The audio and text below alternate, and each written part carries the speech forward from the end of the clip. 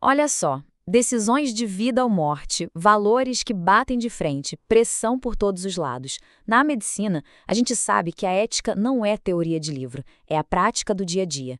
Mas aí fica a pergunta: como garantir que a decisão tomada é a mais prudente?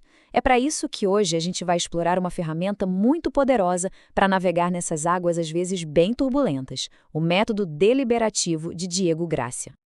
O nosso roteiro aqui vai ser bem direto. Primeiro, vamos entender por que a gente precisa de um método.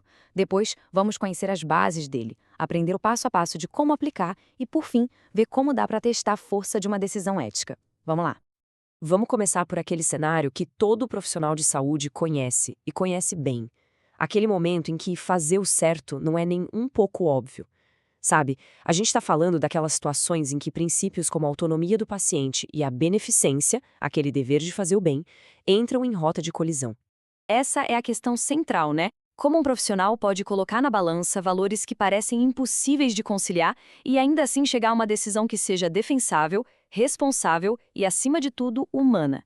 A questão aqui não é achar uma resposta mágica, mas sim ter um processo em que se possa confiar. E aqui tem uma virada de chave fundamental. A ética clínica raramente vai nos dar um dilema com só duas saídas, A ou B. Na verdade, o que ela nos apresenta são problemas complexos, com vários caminhos possíveis. E só de pensar em problemas em vez de dilemas, a gente já abre a porta para soluções mais criativas e, principalmente, menos danosas. Então, se a gente não está buscando uma escolha simples entre dois extremos, como é que se navega nessa complexidade toda? É exatamente aqui que entra o método proposto pelo médico e filósofo Diego Gracia, uma abordagem bem estruturada para ajudar nessa tomada de decisão prudente. A palavra-chave aqui é deliberação. E não, isso não é só uma conversa, uma troca de opiniões. É um processo rigoroso, quase como se fosse um diagnóstico diferencial, mas para a ética. O objetivo é analisar todas as variáveis para encontrar o curso de ação mais prudente, ou seja, aquele que vai causar o menor dano possível. Essa diferença é o coração do método. De um lado, no dilema, a gente é forçado a uma escolha trágica, onde um valor importante acaba sendo sacrificado. Do outro lado, no problema, somos convidados a procurar soluções no meio do caminho. O método do Gracia nos ensina basicamente a fugir da armadilha do dilema e a trabalhar com a complexidade do problema real.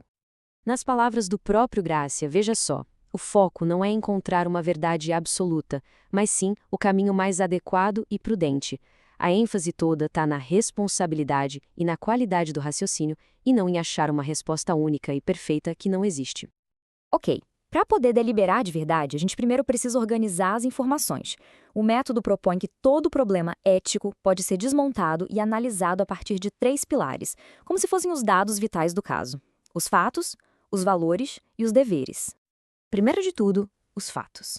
Parece óbvio, né? Mas é crucial.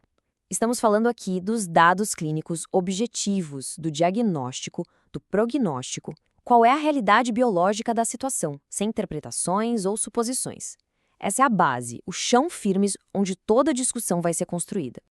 Logo depois vem os valores. E aqui a coisa muda de figura. Valores não são percebidos como os fatos, eles são estimados. Ou seja, a gente atribui uma importância a eles, a autonomia do paciente, a sacralidade da vida, a qualidade de vida. É geralmente aqui que o conflito mora. E, por fim, temos os deveres. Os deveres nascem justamente do conflito de valores.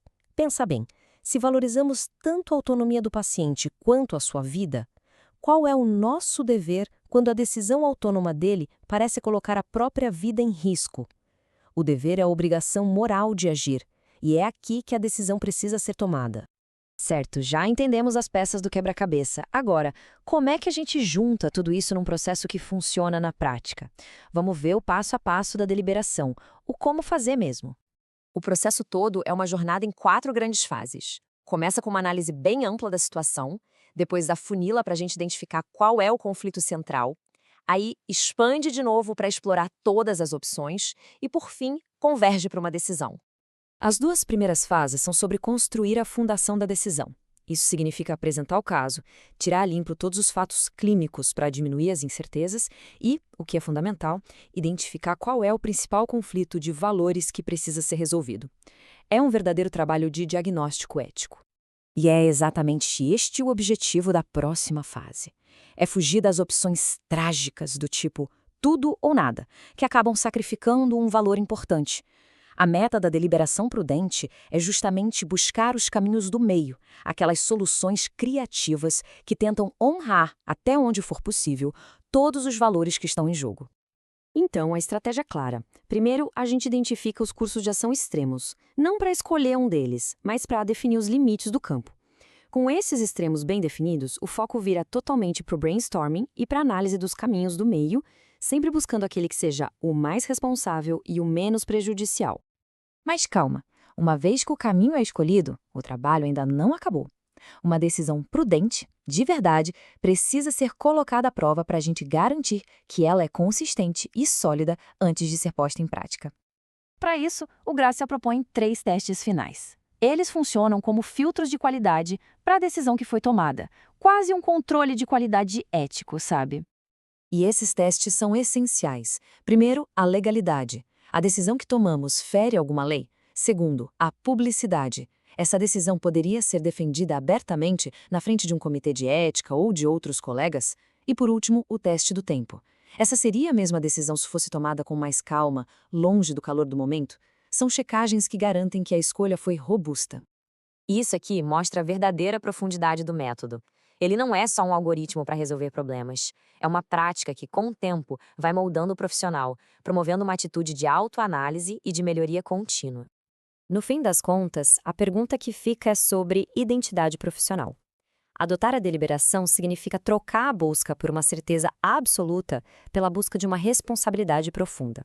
É sobre cultivar a prudência, a humildade e a coragem de navegar na incerteza, qualidades que, no fundo, definem a excelência na arte de cuidar.